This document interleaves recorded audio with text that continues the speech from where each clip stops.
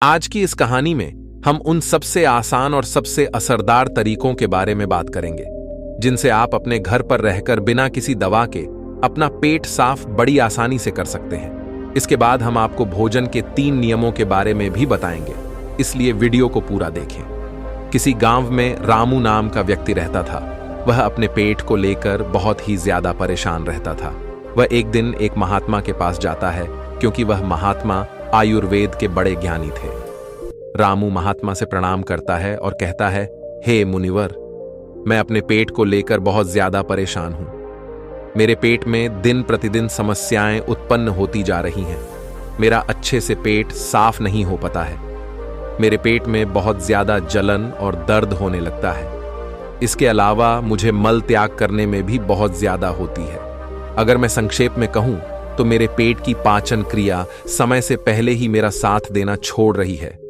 हे मुनिवर, कृपया आप मुझे कोई ऐसा समाधान बताइए जिससे मैं अपना पेट आसानी से साफ कर सकूं और पेट की इन सभी समस्याओं से हमेशा हमेशा के लिए निजात पा सकूं। पहले तो उस महात्मा ने रामू की सभी बातों को ध्यानपूर्वक सुना और फिर कहा, हमारे आयुर्वेद के सिद्धांत के अनुसार जितना समय आपको पेशाब यानी कि टॉयलेट करने में लगता है, उतना ही समय पेट साफ होने में लगना चाहिए, तभी आप स्वस्थ हैं।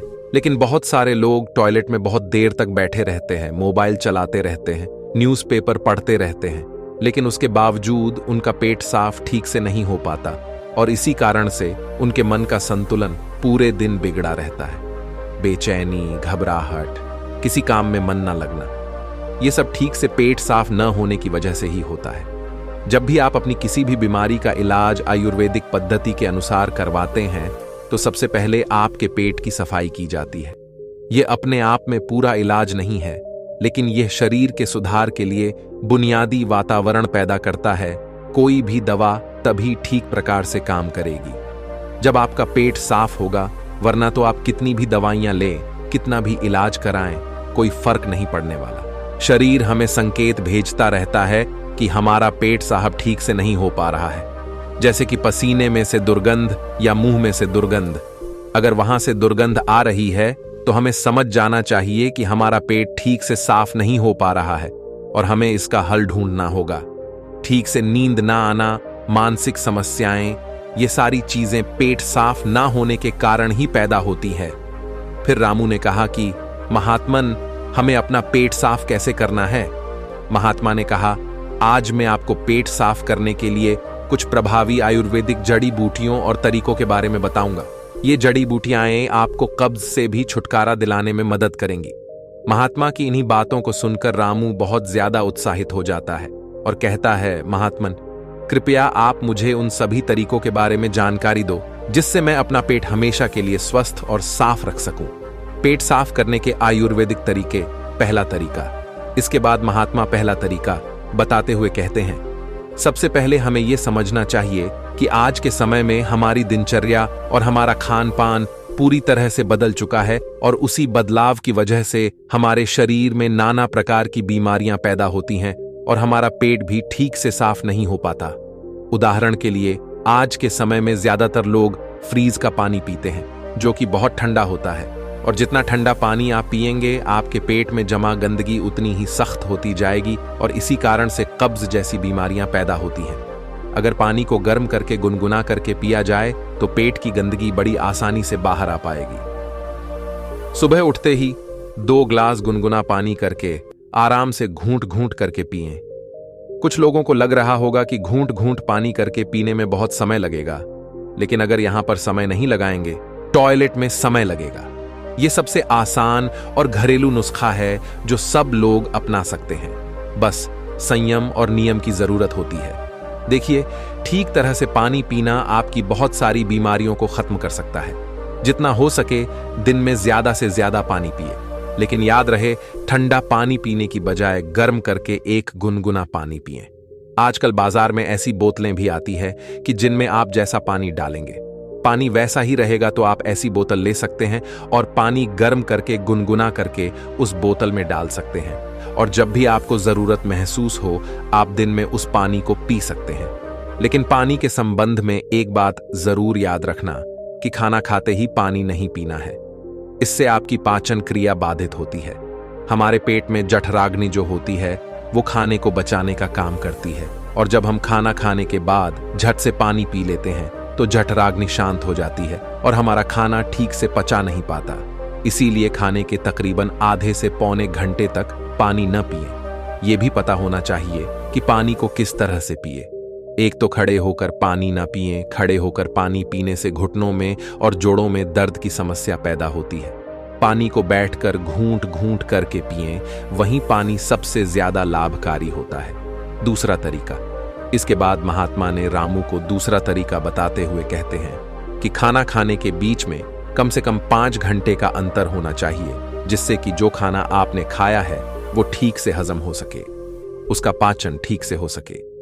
जब हमारा शरीर पाचन की क्रिया कर रहा होता है तब शरीर के बाकी क्रियाएं धीमी रफ्तार पर चलने लगती है।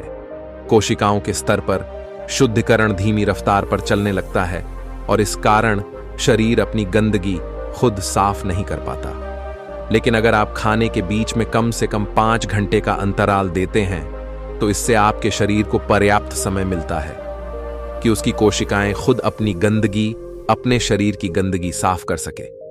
पश्चिमी भाषा में हम इसे इंटरमिटेंट फास्टिंग भी बोलते हैं, लेकिन इंटरमिटेंट फास्टिंग में ज्यादा समय तक भूखा रहना पड़ता है। उसको हम अर्ध उपवास भी बोल सकते हैं। दोस्तों, अगर उसके बारे में आपको पूरी जानकारी चाहिए तो उस वीडियो का लिंक आपको डिस्क्रिप्शन बॉक्स में मिल जाएगा। तीसरा तरीका। अब महात्मा ने रामू को तीसरा असरदार तरीका बताते हुए कहते हैं, अपने पेट को साफ करने के लिए हमें यह समझना होगा कि जो लार होती है वही हमारे खाने को पचाने का काम करती है। जितनी ज्यादा मात्रा में लार पैदा होगी उतनी ही आसानी से खाना पच जाएगा।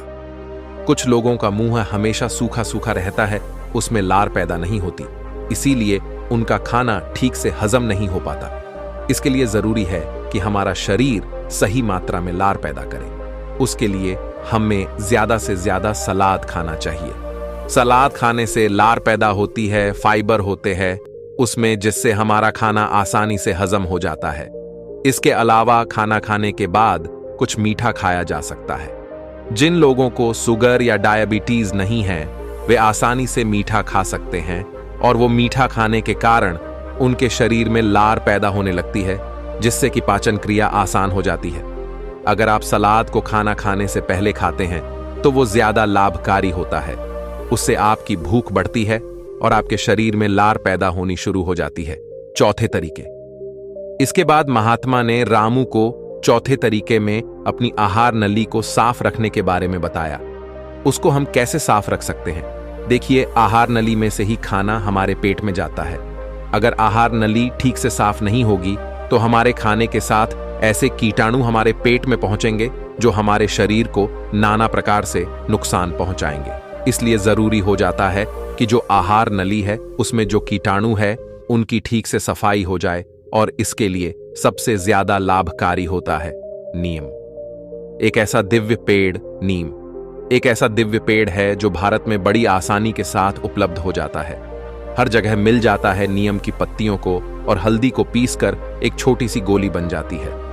कुछ दिनों तक सुबह उठकर उस गोली को पानी के साथ सीधा गटक लिया जाए, जिससे कि आपकी आहार नली पूरी तरह से साफ हो जाए। हमेशा नहीं करना है, यह सिर्फ 7 दिनों तक करें। 7 दिनों में आध की आहार नली पूरी तरह से साफ हो जाएगी। हर 3 महीने में इसको दोहराते रहें, जिससे कि आपकी आहार नली समय समय पर साफ होती रही और आपके पेट में ऐसे कीटाणु कभी ना पहुंच पाए जो आपकी पाचन क्रिया को बाधित करते हैं। 5वां तरीका। महात्मा ने 5वां और आखिरी तरीका बताते हुए कहा, रामू, यह तरीका उन लोगों के लिए है जिन्हें ज्यादातर समय कब्ज की समस्या रहती है। जिन लोगों को लंबे समय से कब्ज की समस्या है वो अरंडी के तेल का इस्तेमाल करें। रात में सोने से पहले 1 गिलास दूध के अंदर आधा चम्मच गुनगुना अरंडी का तेल मिलाकर पिएं। 1 हफ्ता पीने के बाद पुरानी से पुरानी कब्ज भी ठीक हो जाती है। ये अरंडी का तेल दूध में गुनगुना करके ही मिलाएं और सिर्फ आधा चम्मच मिलानी है। सोने से पहले पीना है। इससे क्या होगा? आपकी आंतों के पास एक चिकनाई की परत बन जाएगी, एक कवच बन जाएगा, जिसका कारण से आपके हाथों में खाना नहीं चिपकेगा। और खाना अगर आंत में नहीं चिपकेगा तो कब्ज की समस्या कभी नहीं होगी। देसी अरंडी का तेल लें। पैकिंग में जो तेल आता है, जो अंग्रेजी होता है, वह उतना लाभकारी नहीं होता है। किसी भी पंसारी से खुले पीपे में से तेल ले। एक तो वो सस्ता भी होगा और दूसरा वो लाभकारी भी ज्यादा होगा। इसके अलावा सोने से पहले त्रिफला का भी सेवन किया जा सकता है। आंवला, बहेड़ा और हरड़, ये 3 ऐसे जादुई फल हैं जिनसे मिलकर त्रिफला बनता है। इन तीनों की अलग अलग खूबियां हैं, लेकिन अगर ये तीनों एक साथ मिला दिया जाए तो इनकी दिव्यता, इनके गुण और भी ज्यादा बढ़ जाते हैं। रात को सोने से पहले गुनगुने पानी के साथ आधा चम्मच त्रिफला का सेवन किया जाए। शरीर की सारी गंदगी बड़ी आसानी से साफ हो जाएगी। कोई प्रयास नहीं करना पड़ेगा, कोई जोर जबरदस्ती करने की आवश्यकता ही नहीं रहेगी। तो ये कुछ आसान से घरेलू उपाय थे जिनको अपनाकर कोई भी अपने शरीर को स्वस्थ रख सकता है, अपने पेट की ठीक से सफाई कर सकता है। गौतम बुद्ध की कहानी। भोजन के 3 नियम। पेट साफ करने के बाद महात्मा ने रामू से कहा, रामू, अब मैं आपको भोजन के उन 3 नियमों के बारे में बताने जा रहा हूं, जिसे अपनाने पर पेट से संबंधित कोई भी बीमारी नहीं होगी, क्योंकि पेट में होने वाली बीमारियां हमारे खान पान पर निर्भर करती हैं। पहला नियम। महात्मा ने पहला नियम बताते हुए शुरू किया, अपने आहार में 40 से 50% सजीव भोजन शामिल करें। चाहे वह फल हो, हरी सब्जियां हों, सूखे मेवे हों या अंकुरित अनाज हों, कुल मिलाकर इसे पकाया नहीं जाना चाहिए। ज्यादातर लोग मृत भोजन खाते हैं और फिर स्वस्थ रहने की उम्मीद करते हैं। मृत भोजन खाने का मतलब है कि हम किसी मृत चीज से जीवन निकाल रहे हैं, इसलिए इसमें कुछ लगेगा। हमारे शरीर से ऊर्जा निकलती है तो यह हमें ऊर्जा देती है।